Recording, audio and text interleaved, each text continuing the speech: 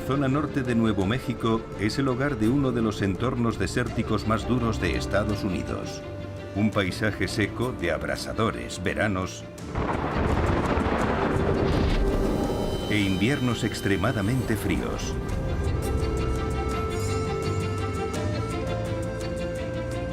Pero hace unos 1000 años, uno de los pueblos nativos de Estados Unidos, los llamados indios pueblo, se asentaron aquí. En un remoto valle de la cuenca de San Juan, establecieron su gran centro de poder, en el Cañón del Chaco. Era uno de los lugares sagrados de Norteamérica y el corazón de una floreciente y sofisticada civilización. En torno al año 1100 después de Cristo, esta misteriosa civilización desapareció. El cambio climático y las duras sequías alejaron del cañón a sus habitantes. En su lucha por la supervivencia, algunos recurrieron a la violencia y al asesinato. Existen muchas formas de violencia que se han ido extendiendo en el tiempo. Pero hay pruebas de algo todavía más impactante. Conducidos por la desesperación, algunos no solo mataron a sus enemigos. En un foso hallaron huesos utilizados como alimento para sus guisos. Es posible que el colapso del Cañón del Chaco provocase la aparición de uno de los mayores tabús de la historia de la humanidad, el canibalismo. Lugares sagrados. El Cañón del Chaco.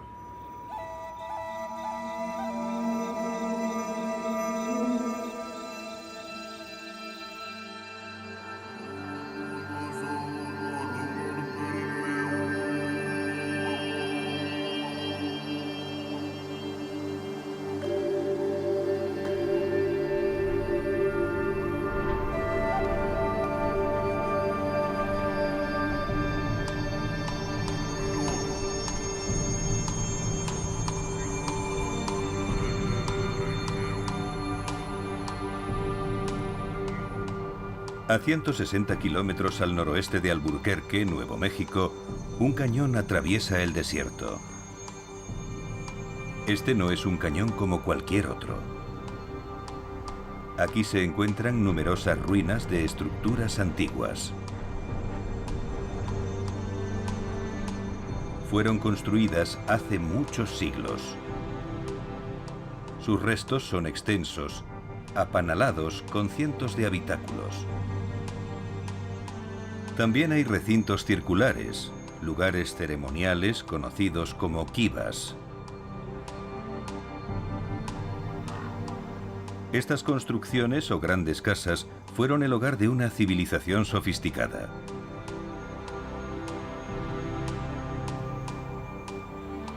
Este es el Cañón del Chaco, uno de los grandes lugares sagrados de Norteamérica.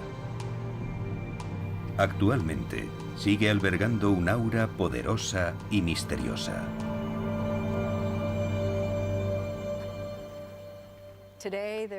A día de hoy hay visitantes que llegan y se quedan fascinados. No por la arquitectura o la arqueología en concreto, sino por el lugar. El propio paisaje te atrae. Es un lugar muy importante. Tal vez los antiguos habitantes del cañón sintiesen eso mismo, que era un lugar importante e incluso una zona sagrada.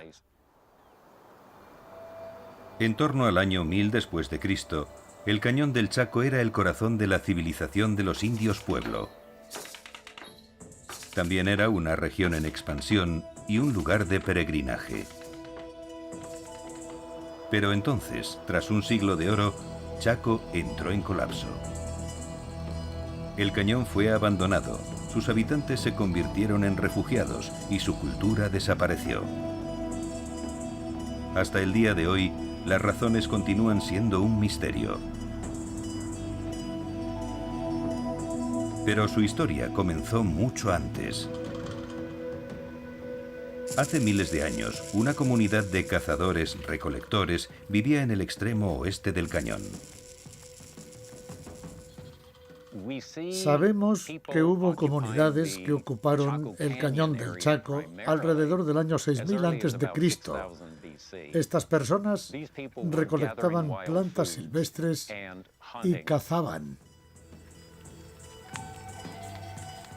En los primeros siglos después de Cristo, los cazadores-recolectores fueron sucedidos por una comunidad más estable, conocidos como la comunidad de canasteros, ya que fabricaban una especie de cestas para almacenar sus plantas y alimentos. Este periodo se extendió aproximadamente desde el año 100 después de Cristo hasta el 700 después de Cristo. Los habitantes del Chaco se involucraron en la agricultura. Cuando comenzaron a depender más de estas plantas, se volvió de vital importancia para ellos el permanecer durante periodos más largos en el mismo asentamiento, por lo que se comienzan a encontrar pruebas de arquitectura permanente. Vivían en casas excavadas, pero disponían de salas de almacenaje a nivel del suelo. Fueron ellos quienes construyeron las primeras viviendas permanentes en el cañón del Chaco. Las futuras generaciones ampliarían esas mismas estructuras, añadiendo segundas y terceras plantas y nuevas salas de habitaciones.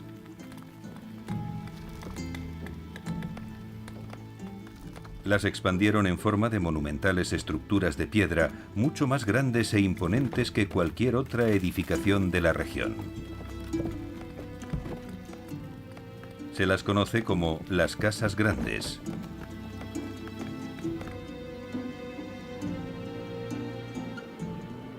Chetroquetl.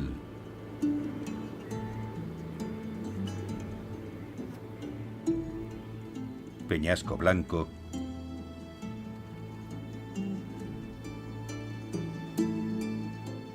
Y el poderoso Pueblo Bonito, entre otros.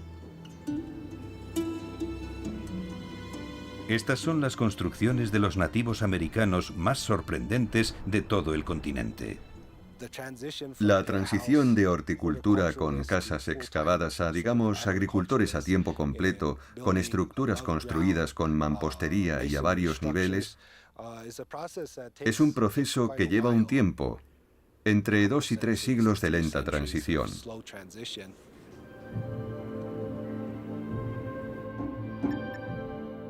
Mediante el uso de equipamiento electrónico, los arqueólogos han encontrado pruebas de construcciones subterráneas.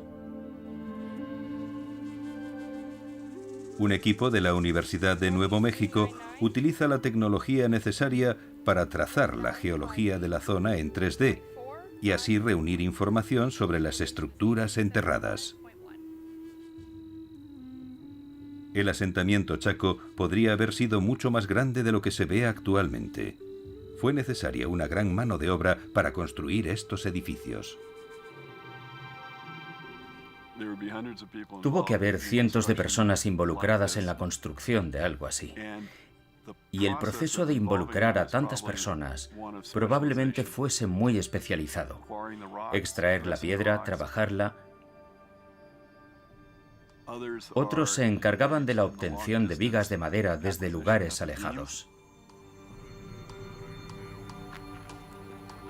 Utilizaron grandes cantidades de barro y piedra, junto con miles de vigas de madera traídas desde bosques a unos 110 kilómetros de distancia. La madera se utilizaba como material para el techo, tanto vigas, listones, postes sobre las puertas y los conductos. Los edificios contienen cantidades extraordinarias de madera. Hablamos de 200 a 250.000 árboles talados, pelados, tratados y transportados hasta el cañón a pie. Pueblo Bonito es la más grande de todas las casas grandes. El arco de sus ruinas irradia desde la pared del cañón.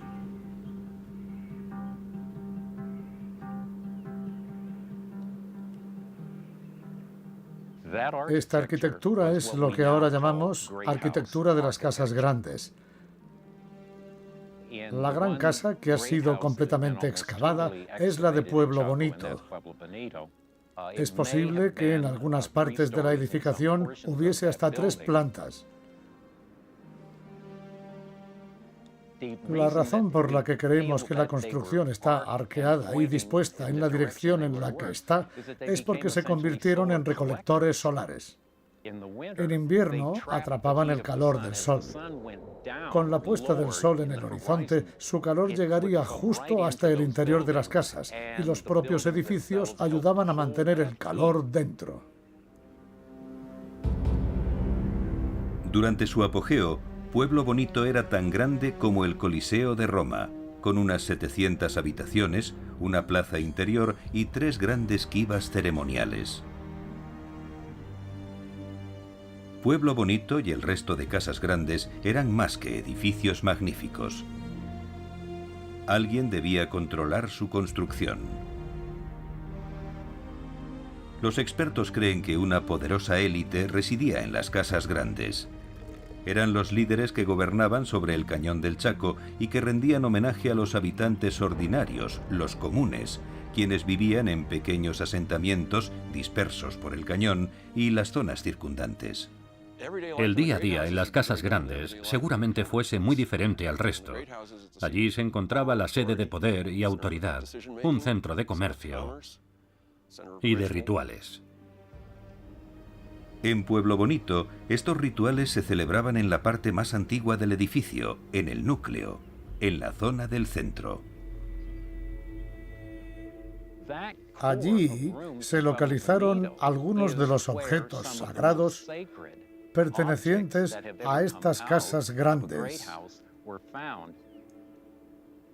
Era la residencia, pero también contaban con una zona sagrada y en ella los sacerdotes ejercían su poder. Los arqueólogos creen que los sacerdotes y los gobernantes del Chaco utilizaban estas ceremonias para intimidar y controlar al pueblo. Basaban su poder en conocimientos secretos. Y puede que este conocimiento procediese de fuera del Chaco.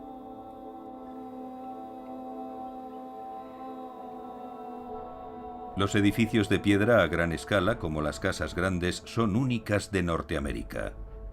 Pero también predominaron en otra civilización a unos 3.200 kilómetros al sur.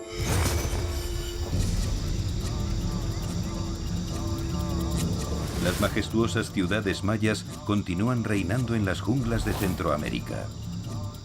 Algunos descubrimientos arqueológicos muestran que los gobernantes del Chaco habían estado en contacto con este lugar consiguiendo bienes de lujo y objetos ceremoniales. Pero unos sombríos descubrimientos han revelado un lado oscuro.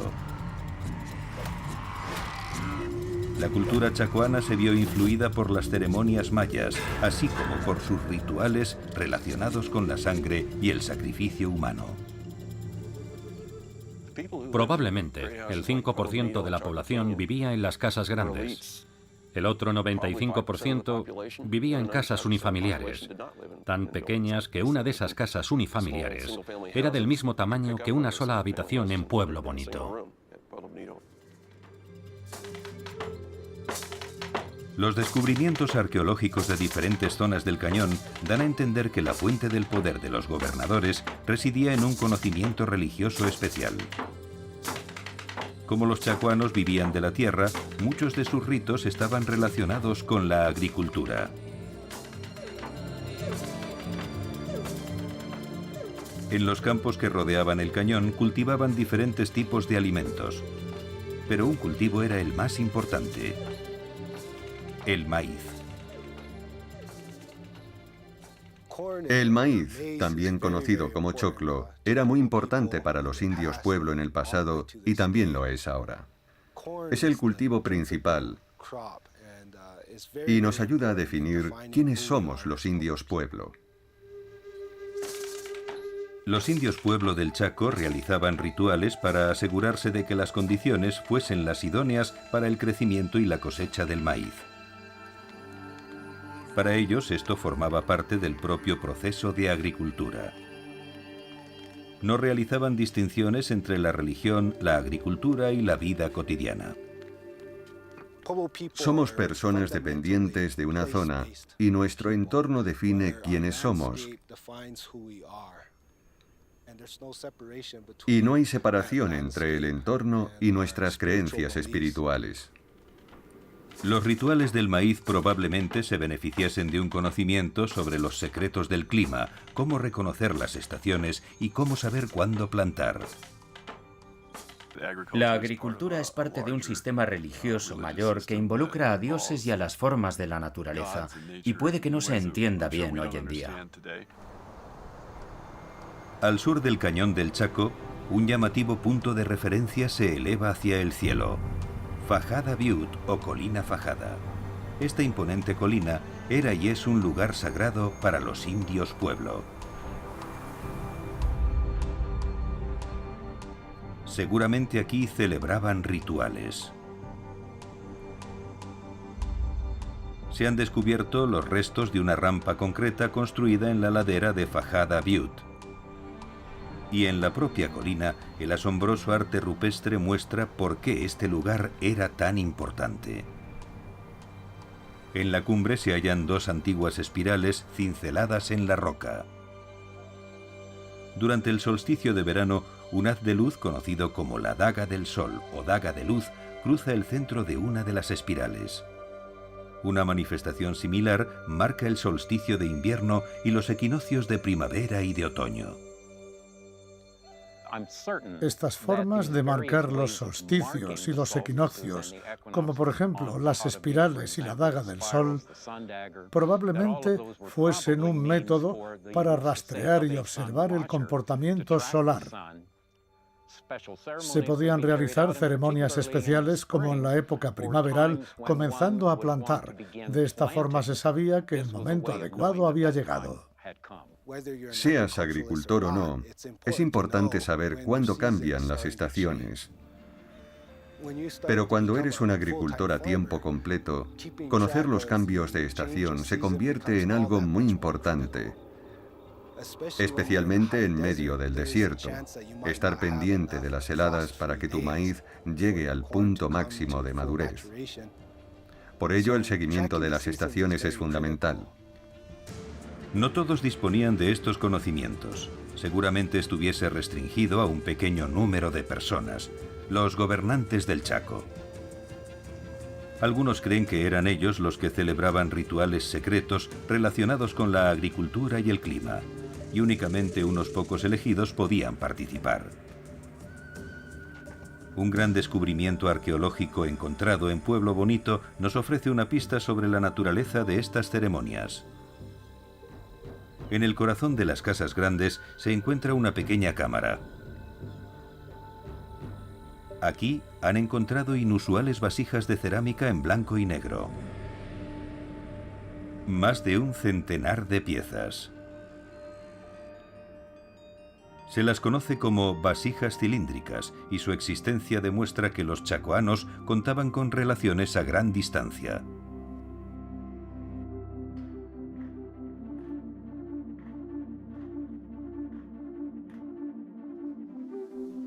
Algunas de las vasijas se encuentran en la institución Smithsonian del Museo Nacional de los Indios Americanos.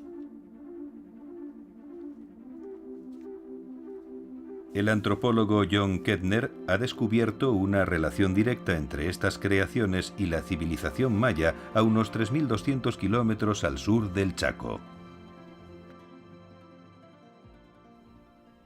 Hay una similitud extraordinaria entre estas vasijas cilíndricas de Pueblo Bonito en el Cañón del Chaco y las vasijas cilíndricas mesoamericanas. Comparándolas, podemos decir que pudieron tener algún tipo de relación. Hay algo más sobre las vasijas que muestra esta conexión con la cultura maya. Algunas tienen restos de un alimento exótico: el cacao. Las semillas de cacao, o granos de cacao, se utilizan para la fabricación del chocolate. Los cacaoteros no crecen en el suroeste estadounidense. Esta planta tropical es nativa de los bosques de Mesoamérica. Es posible que procediese de la tierra maya. Esta es una prueba de las relaciones comerciales a larga distancia desde el Cañón del Chaco hasta las ciudades mayas. Junto a los alimentos exóticos vinieron las criaturas exóticas. Se han encontrado cráneos y plumas de guacamayos macao en Pueblo Bonito. La comunidad desértica del Chaco parece estar a un mundo de distancia de las junglas mayas. Pero de algún modo, estas dos civilizaciones se conocían y comerciaban la una con la otra.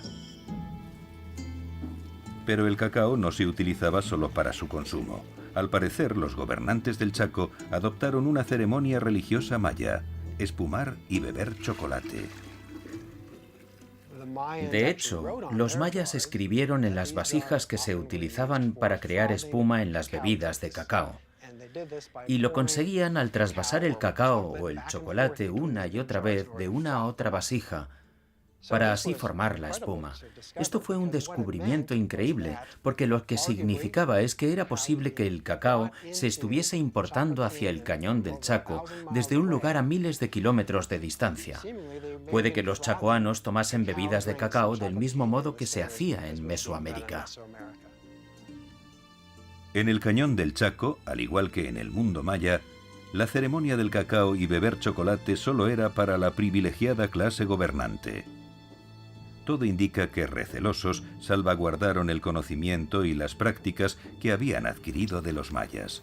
Es posible que creyeran que su destino era gobernar el Chaco, y que solamente ellos poseían el conocimiento secreto necesario para interceder ante los dioses y así asegurarse de la continua prosperidad de la comunidad.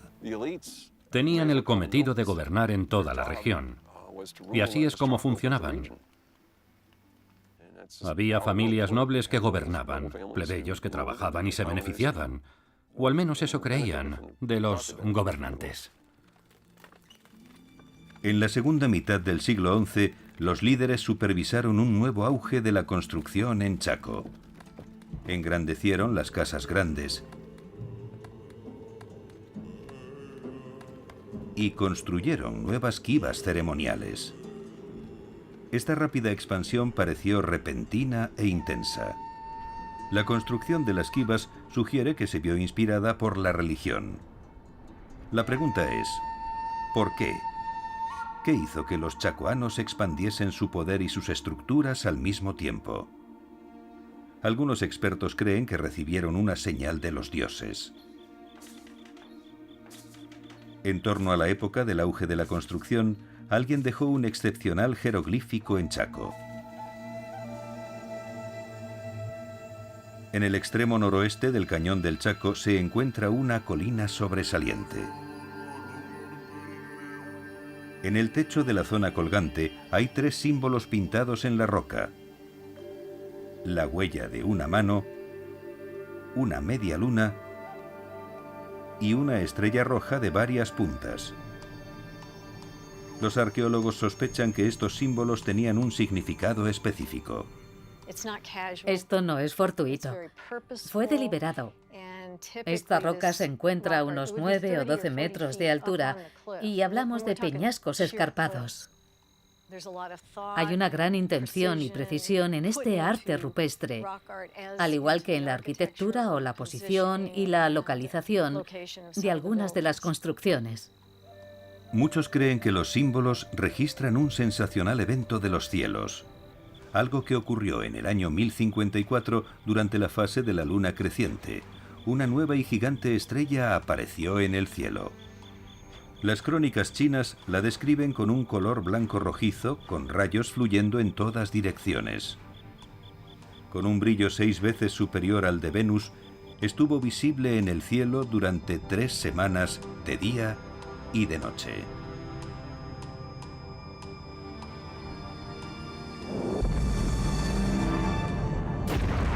Los astrónomos modernos han descubierto que este evento fue una supernova galáctica, la explosión de una estrella en el momento de su desaparición.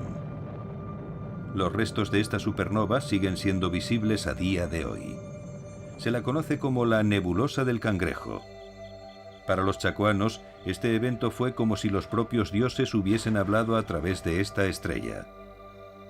Puede que esta sea la razón por la que dibujaron una estrella y una luna en estado creciente. Y los astrónomos nos confirman que la relación entre la estrella y la luna es lo bastante acertada en la representación de cómo se vería el cielo en el año 1054, cuando esta supernova explosionó. Esto sería bastante notable para una sociedad que prestaba tanta atención a aquello que ocurría en el cielo.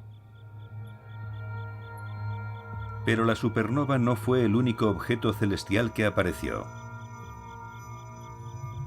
12 años después, el cometa más famoso de todos visitó el cielo del Chaco. El cometa Halley.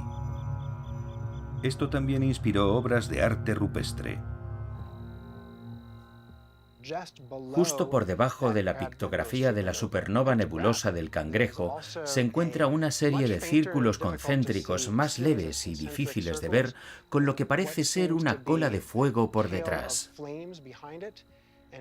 Los astrónomos han señalado que tal vez indiquen el paso del cometa Halley por el cielo en torno al año 1066 después de Cristo.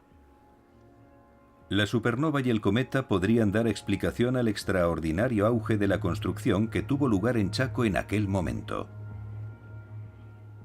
Si observamos el desarrollo de la arquitectura del cañón del Chaco, lo que veremos es que algunos edificios se expandieron durante el periodo posterior al año 1054 y poco después del año 1066, cuando aparece el cometa Halley. La más impresionante de todas las nuevas estructuras es un gran espacio ceremonial, la gran kiva de Casa Rinconada. Kiva es una palabra que se utiliza para designar a las habitaciones circulares excavadas en el suelo, con una escalera de acceso o con entradas a los lados, con una profundidad de hasta 3,5 metros. Probablemente formaban parte de las casas de familias nobles. Son las últimas y las más sofisticadas de las casas excavadas, que es donde vivieron durante miles de años. Con el paso de las generaciones, aumenta el uso de mampostería. Las habitaciones redondas, pequeñas, forman parte de una casa familiar. Y eso es lo que vemos en lugares como Pueblo Bonito. Se vivía el día a día y se celebraban los rituales. Se utilizaban para rituales religiosos que unían a toda la comunidad.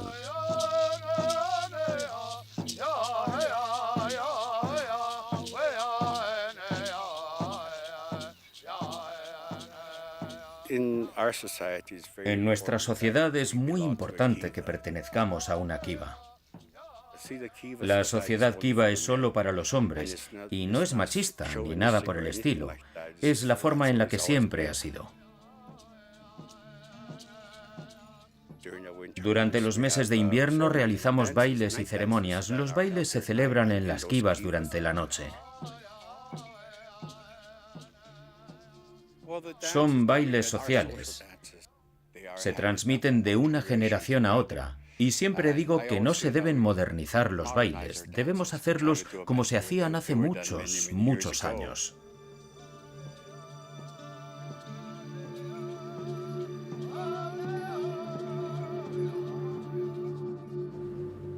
Casa Rinconada es la kiva más grande.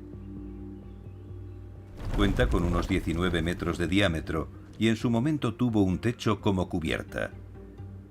Algunos análisis de árboles del lugar revelan que datan del año 1054, el mismo año que la supernova.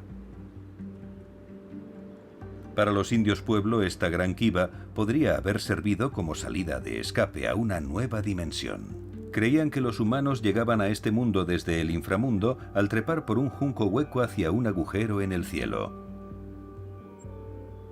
En Casa Rinconada, los habitantes presenciaron este fenómeno viendo cómo un misterioso ser emergía desde el subsuelo.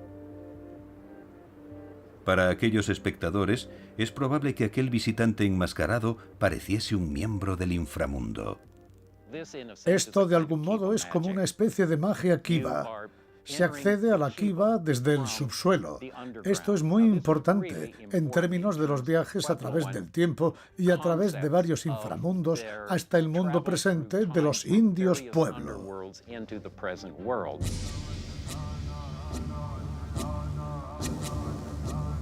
En realidad, un visitante del inframundo era un ser humano ordinario. Su repentina aparición en la kiva era posible gracias al diseño de construcción. Contaban con un pasaje subterráneo y eso permitía que pudiera entrar una persona al espacio ceremonial sin ser vista. Había un túnel desde la habitación contigua a la circular, con lo que si entrabas a la kiva, el túnel no era visible, solamente se veía el suelo. Dichas ceremonias las organizaban los líderes Chaco y con ellas demostraban sus habilidades supernaturales de comunicarse con el más allá. Los que presenciaban las ceremonias probablemente fuesen habitantes que vivían en pequeñas casas cerca del cañón. Aquella magia pudo producir un gran impacto en ellos.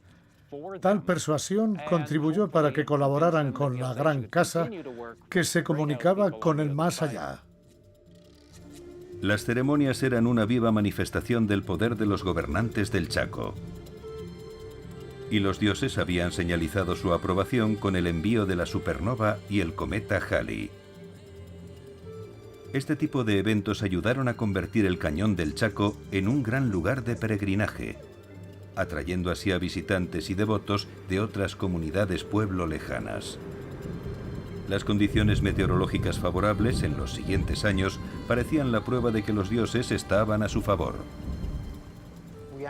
En los registros climatológicos podemos observar una importante mejora en la cantidad de lluvias que cayeron sobre el Cañón del Chaco y en las áreas circundantes. Y si eras una autoridad sacerdotal durante ese periodo, y si una de tus responsabilidades era, por supuesto, la llegada de lluvias, evidentemente esto representó un importante símbolo de poder de los líderes dentro de aquella sociedad. Con abundantes lluvias, la comunidad del Chaco florecía como nunca antes.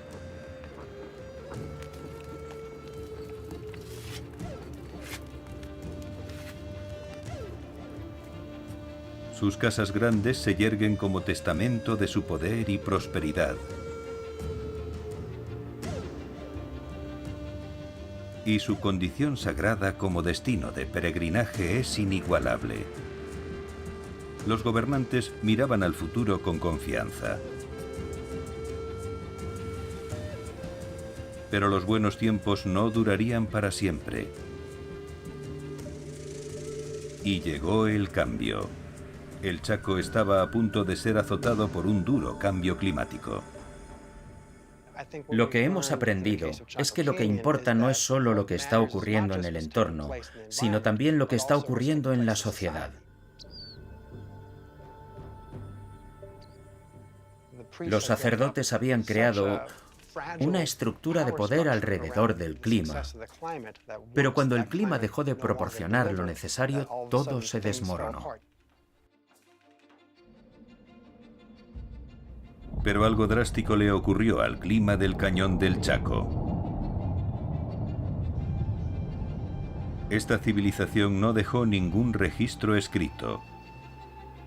Pero los arqueólogos pueden figurarse lo que ocurrió mediante el estudio de los restos del material de construcción que sabiamente se utilizó en las casas grandes: la madera. En los años 20 comenzamos a comprender la información que se almacena en estas vigas. Cuando los árboles crecen, no solo sabemos cuándo comenzó a crecer la médula maderea, sino que también sabemos cómo fue creciendo, porque los anillos se vuelven gordos cuando hay un año húmedo y finos cuando hay un año de sequía. Cada árbol va almacenando esa información climática.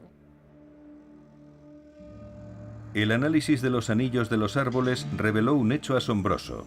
Tras años de tiempo benigno, una sedienta sequía azotó al Cañón del Chaco a finales del siglo XI.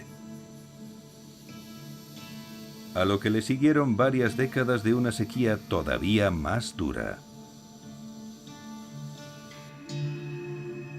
Sin la lluvia, los cultivos no podían crecer. El resultado, hambruna. El impacto fue devastador. El trabajo de construcción en las casas grandes se ralentizó dramáticamente. En pocas décadas se había parado por completo. La brillante comunidad del Chaco había terminado de forma estremecedora. Movidos por la desesperación, empezaron a abandonar el cañón. Grupos de refugiados se adentraron en la naturaleza con la esperanza de construir nuevas vidas en otro lugar.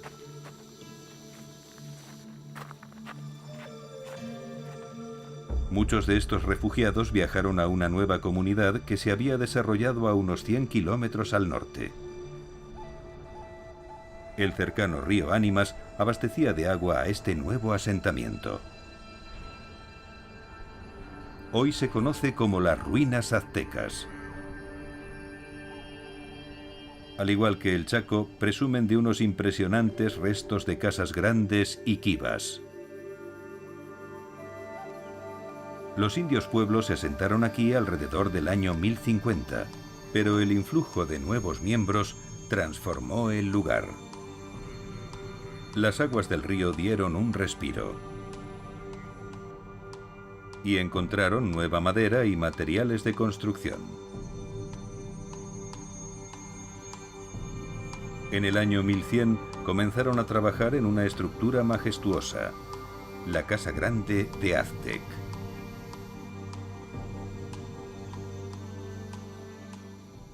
Es evidente que Aztec es una sucesora. Se desplazaron hacia el norte y construyeron una nueva ciudad. Dejaron Chaco. El centro de poder cambia. Creo que el mudarse lejos del Chaco fue un plan premeditado. En Aztec construyeron un espectacular lugar sagrado. Una gran kiva. Es el único edificio de este tipo que ha sido completamente reconstruido y demuestra que los rituales en comunidad continuaron siendo importantes para los indios pueblo. La kiva tiene un diseño inusual. Rodeando las paredes se encuentran las entradas a 14 pequeñas salas, todas ellas colocadas a nivel del suelo. Lo que esto representa son solo suposiciones. Pero tal vez el trauma por la sequía, después de tantas estaciones húmedas, ocasionase pequeños cambios en las creencias religiosas de los pueblos. Pero si aquí se celebraron ceremonias para apaciguar a los dioses, no fueron exitosas. Recién terminadas las nuevas casas y las kivas de Aztec, volvió la sequía. Hubo otra gran sequía, desde el año 1130 hasta 1180, perjudicando mucho a Aztec. Este periodo de sequía fue más largo y más intenso.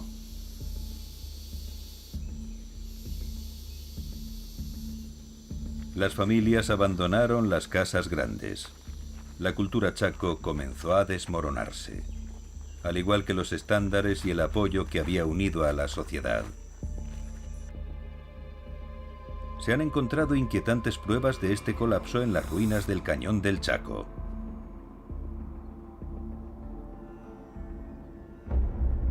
Delineando el extremo noreste del cañón, se encuentran los restos circulares de una construcción. La antigua Casa Grande de Peñasco Blanco.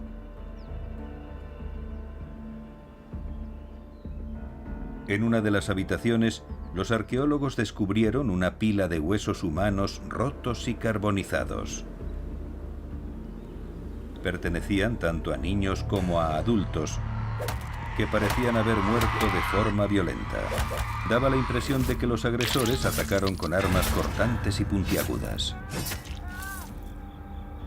Estos huesos son un gran misterio. Podrían ser la prueba de asesinatos, guerras y algo aún más oscuro. Algunos arqueólogos creen que los huesos son las señales de sacrificios humanos, otra acción importada de los mayas de Centroamérica. Pero Ventura Pérez, un bioarqueólogo de la Universidad de Massachusetts, tiene una teoría igual de dramática. El doctor Pérez ha hecho un estudio exhaustivo de los huesos.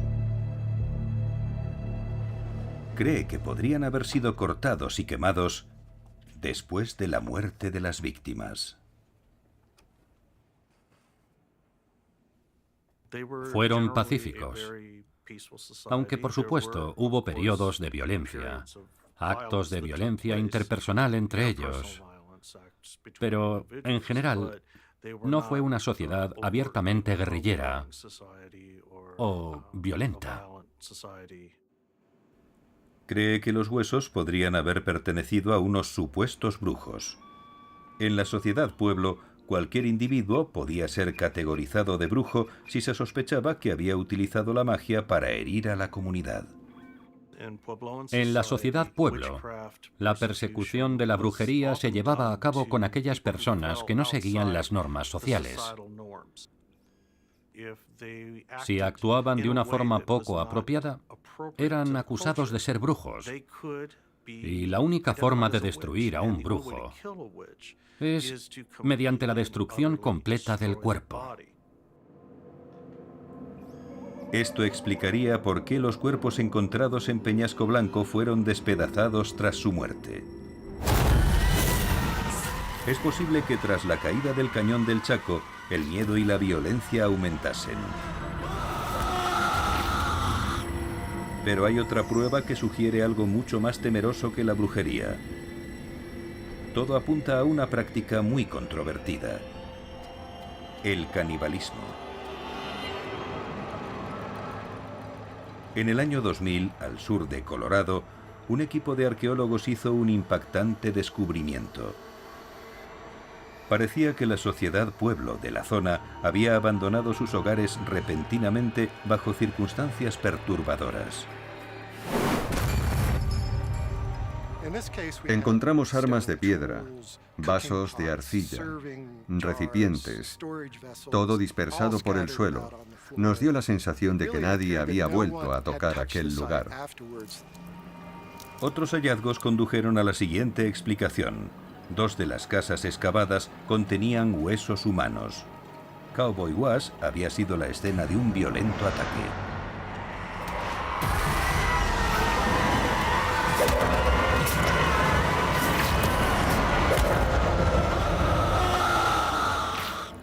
Creemos que los huesos que encontramos eran de las personas que vivían allí, miembros de una familia, que ese hogar y todos los hogares de la comunidad habían sufrido un ataque, fueron asesinados o capturados e incluso algunos escaparon. El equipo de arqueólogos halló pruebas de extrema violencia. Los cuerpos habían sido masacrados. Los asesinos los habían decapitado y desmembrado. Utilizando armas de piedra, habían separado la carne de los huesos. Algunos de los huesos tenían marcas de quemaduras. Para Brian Billman, eran señales de una desgarradora práctica: el canibalismo. En una de las fosas, los huesos fueron introducidos en ollas con el fin de extraer hasta la última gota del resto de grasa. Los arqueólogos, además, descubrieron coprolitos, heces humanas fosilizadas. Cuando las analizaron, descubrieron que los coprolitos contenían restos de consumo de carne humana. Sabemos que era procedente de un humano porque el análisis químico no reveló ninguna sustancia perteneciente a un perro o a un coyote. La cuestión principal es cómo supimos que habían consumido carne humana. Las heces contenían una proteína, mioglobina humana. La mioglobina se encuentra en los músculos esqueléticos y en el corazón. No se encuentra en la sangre ni en otros órganos. La presencia de mioglobina humana significa que la persona que excretó las heces había consumido carne humana. Y había más de una víctima. Los asesinos prepararon al menos 6 cuerpos humanos más para su consumo. ¿Por qué llegaron a tal extremo? Los hechos ocurrieron en torno al año 1150 en medio de una grave sequía. Es posible que los agresores se estuviesen muriendo de hambre y estuviesen desesperados por sobrevivir. ¿Pero se vieron impulsados por algo más que el hambre? Los expertos creen que hay más explicaciones para lo que ocurrió en Cowboy Wash. La matanza tuvo lugar en una casa excavada, habitaciones semienterradas utilizadas como morada por los indios pueblo. Muchas se utilizaban también como quivas. Este perturbante incidente podría haber ocurrido en un lugar sagrado. Podría haber sido impulsado por un ritual religioso influenciado por las prácticas mayas. Se sabe que los mayas y otras civilizaciones mesoamericanas practicaban el canibalismo no porque estuviesen hambrientos, sino como ceremonia religiosa. Pero el bioarqueólogo cree que poniendo la atención en el canibalismo se descuida una parte fundamental. Se ha argumentado que Cowboy Wash fue un lugar donde se practicó el canibalismo porque encontraron unas heces humanas. Lo que siempre me ha parecido interesante de esto es su explicación, ya que el cuerpo humano tarda entre 30 y 72 horas en digerir la carne, lo que significaría que este individuo asesinó a todos los presentes en la kiva y se quedó merodeando por la zona todas esas horas, solo para regresar y defecar en aquel sitio. Para Ventura Pérez, el detalle más sorprendente es el hecho de que el lugar fuese una kiva. Quien defecase profanó un lugar sagrado. En el simbolismo que rodea las muertes de estos individuos y a la persona que llegó y defecó dentro de la estructura, le envía un mensaje muy fuerte a la comunidad circundante. Hay un nuevo orden político en la región. ¿Había llegado un nuevo orden de poder al cañón del Chaco tras una devastadora sequía? ¿Intentaron controlar a los supervivientes a través del terror y el ritual del canibalismo? ¿O los agresores estaban desesperados por encontrar recursos en una época de sequía y hambre? Nadie lo sabe con certeza. Es solo una prueba de un episodio de consumo de carne humana. No se saben las razones concretas, y no deberíamos extrapolar que era un tipo de práctica extendida en esta región, porque esas pruebas no existen. Y creo que es importante señalar que la historia del canibalismo es algo que se comparte en todas las sociedades del mundo. Y no significa que esto solo ocurriese en ese momento, puesto que ha ocurrido a lo largo de toda la historia. Una cosa es segura. La vida de los indios pueblo cambió para siempre tras la época de esplendor del Cañón del Chaco. Abandonaron las casas grandes y viajaron hacia un lugar mejor. Alrededor del año 1300, esta sociedad había abandonado por completo la región. Y también desaparecieron las misteriosas élites que reinaron en el Chaco. Sus elaboradas ceremonias y las lujosas posesiones que se guardaban para sí mismos se volvieron inútiles ante el devastador poder del cambio climático.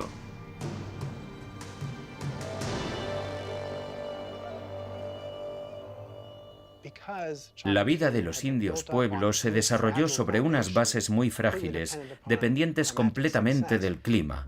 Cuando el clima cambió y llegó la sequía, todo comenzó a desmoronarse.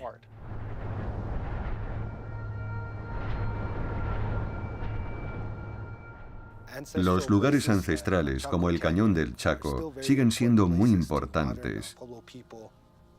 Son como huellas del pasado, lugares en los que nuestros ancestros vivieron para que nosotros existiésemos ahora. Siguen siendo muy importantes para la comunidad pueblo, no solo por el relato de quienes éramos en el pasado, sino por continuar definiendo quiénes somos en el presente. Estas historias se han contado durante mucho tiempo y se han aprendido muchas lecciones gracias a ellas. En los siglos posteriores, los indios pueblo decidieron seguir un modelo de vida más igualitario, enfatizando la cooperación y la solidaridad. A partir de entonces, toda la comunidad sería importante, no solo la élite. La historia de los habitantes del Cañón del Chaco nunca se podrá contar al completo. Pero grandes rastros de estas antiguas vidas siguen vivos en sus lugares sagrados y en el increíble paisaje desértico al que en algún momento llamaron hogar.